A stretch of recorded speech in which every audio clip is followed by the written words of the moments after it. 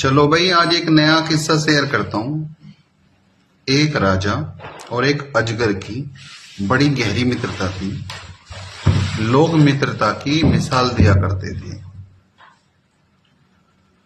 चूंकि मित्रता बहुत गहरी थी, इसलिए जब एक दूसरे को कोई संकट आता था तो दोनों में से जिसको संकट आता था तो दूसरा दुखी हो जाता था। अब ऐसा हुआ कि एक बार अजगर ने जो है खाना खाना छोड़ दिया। राजा बड़े परेशान हुए।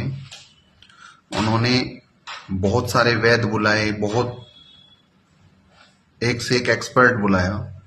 तो एक स्नेक एक्सपर्ट वहां पर आए और उन्होंने कहा कि भाई सारी जो भी वहां पे परेशानी थी, स्थिति थी, उसका जायजा लिया। उन्होंने कुछ पूछा उनसे कि भाई आप ये बताओ मुझे कि क्या ये आजकल आपसे कुछ ज्यादा लिपटता चिपटता है।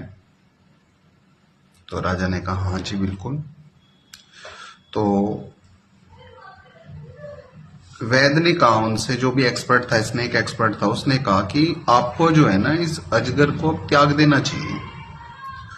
तो राजा को इस बात पे बड़ी हैरानी हुई और उन्होंने उस वैद्य से पूछा कि भाई ऐसा क्यों कहा आपने। उसने कहा देखो जी, ऐसा है कि अब समय आ चुका है कि ये ना आपको निगलने का सोच रहा है। ये जो आपसे ज्यादा लिपटता चिपटता है तो ये आपकी बॉडी का साइज ले रहा है, आपको एडजस्ट करने की सोच रहे हैं। और जो ये कई दिन से भूखा है ये भी इसी वजह से है। तो दोस्तों, हमारी जिंदगी में भी कई अजगर होते हैं। वो किसी भी रूप में हो सकते हैं, फ्रेंड के रूप में हो सकते हैं, या और भी बहुत सारी चीजें हैं। तो हमें भी अपनी जिंदगी में अजगरों को पहचानना चाहिए और उनसे बच के रहना चाहिए। जो लोग आपकी फीलिंग्स को बार बार हर्ट करते हैं वो कभी आपके नहीं हो सकते।